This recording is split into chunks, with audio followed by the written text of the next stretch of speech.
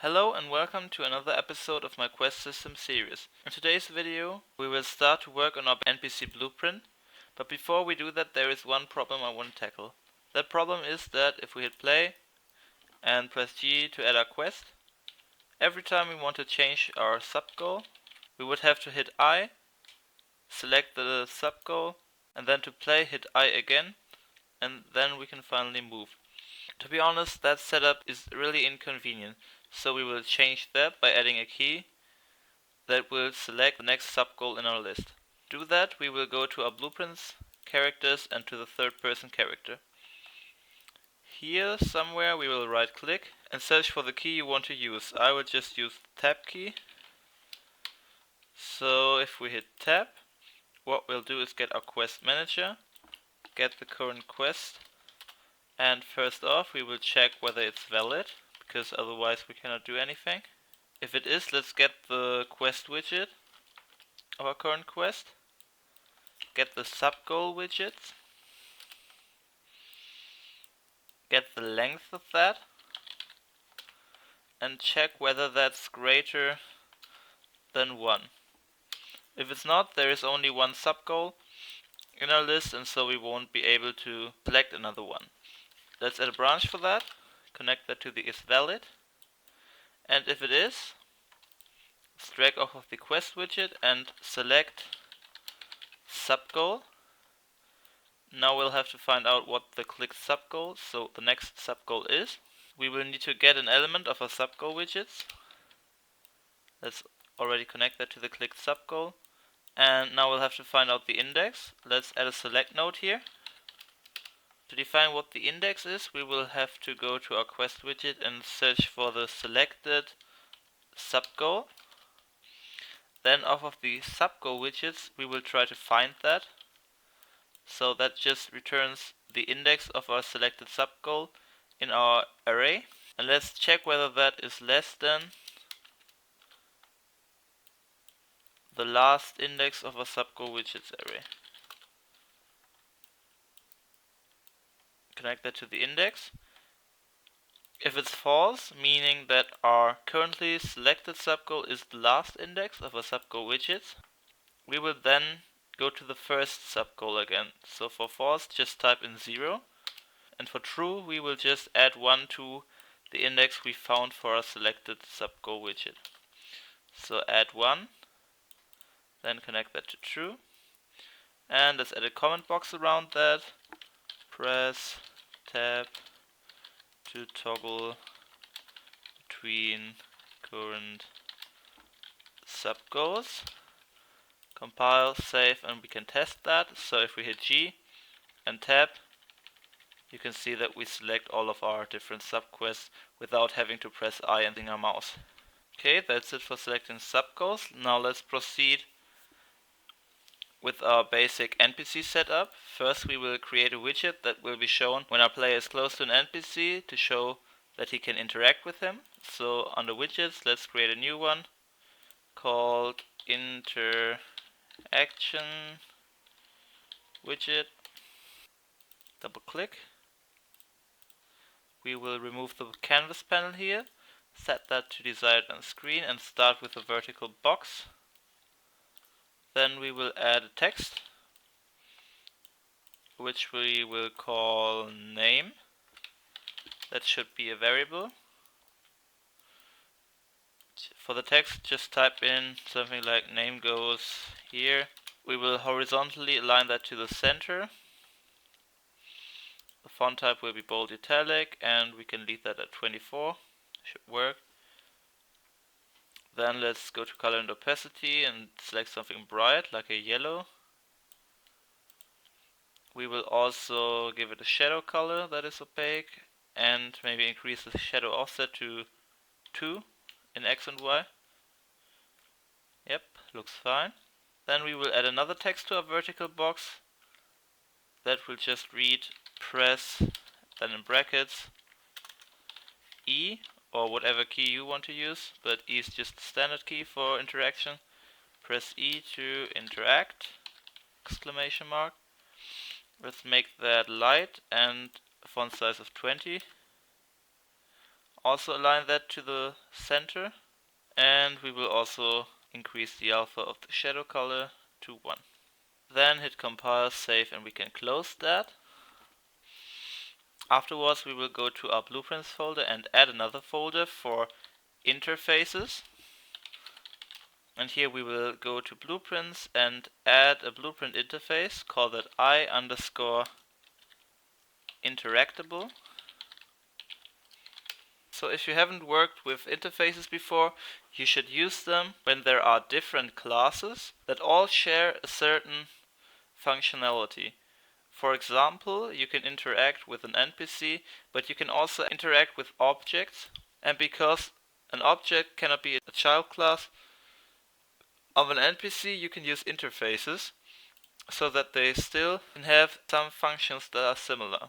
However, you should be careful with using interfaces because, according to my knowledge, they are kind of performance heavy, but sometimes you have to use them, like in this case. So let's go in here and we will add some functions. The first one we will just rename and call that onEnterPlayerRadius. So that function will be called on our object or NPC when it's close to the player. It will have an input which we can name character, and the type of that will be third person character reference. Add a new function. We will call that on leave player radius. Should be clear when that is called. Again, an input called character.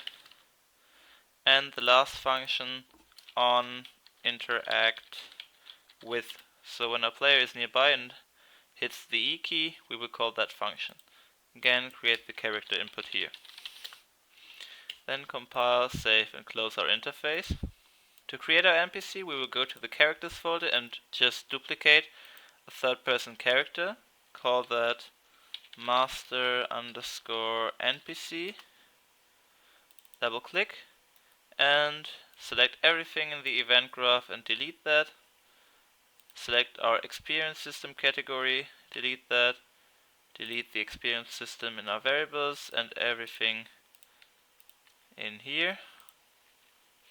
Then let's go to the viewport. We will remove the player icon sprite, remove the map arm, map camera, follow camera, level up effect, and camera boon. Then we can select some kind of different mesh, for example shell, or let's actually use robo. Afterwards we will add a component, that is a widget component. Call that interaction widget. Let's move that up in Z to 120 maybe, so it appears just above his head. The space will be screen space. The widget class our interaction widget class that we just created. Then let's set the pivot in Y to 0. And finally scroll down, uncheck generate overlap events. Set the isVisible boolean to false by default, because we will only turn that on when our player is nearby. So then hit compile, save. Let's go to the event graph and create a variable here called name. So that will just be the text that you can then see in the interaction widget. Make that a text, editable and expose on spawn. On event begin play, we will get our interaction widget. Then get user widget object and cast that to our interaction widget, so we have reference to that text there. Then we can get our name and set text to the name variable. Also, because our player should be able to interact with the NPC, we will have to go to the class settings, and here under interfaces you can add interfaces. So let's go to add and add the I_interactable. Then you will have to compile, and then you can right click and search for event on enter player radius. Now we've got that, and let's also do event on leave, because it's very similar. What we'll just do is drag in our interaction widget and set the visibility of that. If we entered the player radius, we will set the new visibility to true. copy over, and if our player is no longer nearby, we will set that to false. Compile and save. Then let's search for event on interact with. You can choose what it will do, but I would just get the quest manager, reference, get the all classes, all quest classes, and I will check whether it contains a certain quest. That quest will be test 1, add a branch.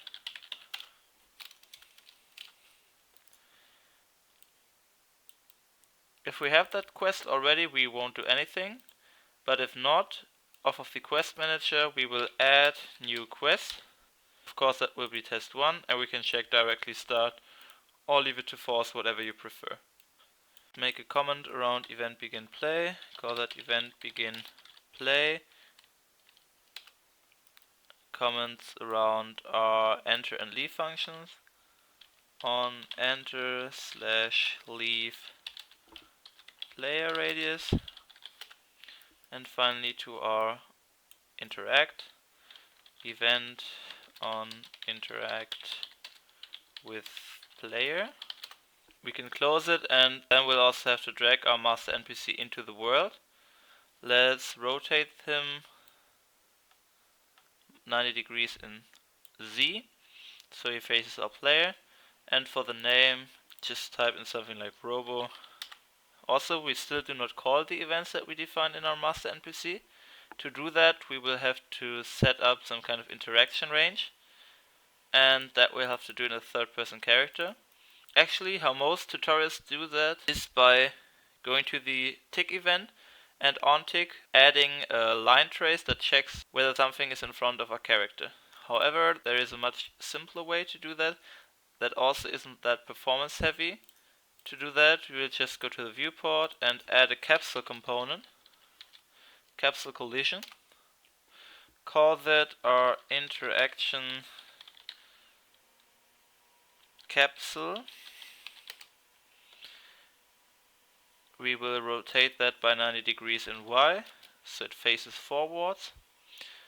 And let's scale that up. Capsule half height can be something like 240 worked for me. And a radius of 110. Then let's move that. Here we will add some events on component begin overlap. And also let's select that again and add on component end overlap. What we'll do is very similar. We will just get the other actor and check for does implement interface. So the interface here will be interactable. Will just tell us whether that object can be interacted with. Let's add a branch. And if so, on overlap, on begin overlap, we will just call on enter player radius. Select the message here, very important. The character will just be a reference to ourselves. Then we can select everything of that, hit Ctrl and C, Ctrl V to paste it here. Connect the other actor as test object, connect the execution here, but this time we will call on leave player radius. Target will be the other actor, character reference to ourselves. Connect that to true. Let's add a comment around that, on begin / end overlap interaction capsule. Then we'll only need a key event to interact with something, so let's use the E key. Here it is. When we press E, we will get our interaction capsule, get overlapping actors with no class filter. Then we will launch a for each loop with break, and for every overlapping actor we will check whether that actor implements our I_interact. Let's add a branch. And the first object that we can interact with, for that one we will call on interact with. Again, the character will be a reference to ourselves. Connect that to true. And after we did that, let's go to the break, just so that we can't interact with multiple actors, NPCs, objects at the same time. Then we'll add a comment around that. E to interact with nearby objects, NPCs, and so on. Now we can also go to our G key, because we don't need that to add the test 1 quest anymore. So just remove the flip-flop and the first add quest, and we will just add quest 2 with that. And now we can hit play, go to our robo, and I guess we have to move up that interaction widget. So let's go back to our master NPC, interaction widget, set that to 240 maybe. Yeah, that looks good. So robo, that's the name of the NPC, and press E to interact.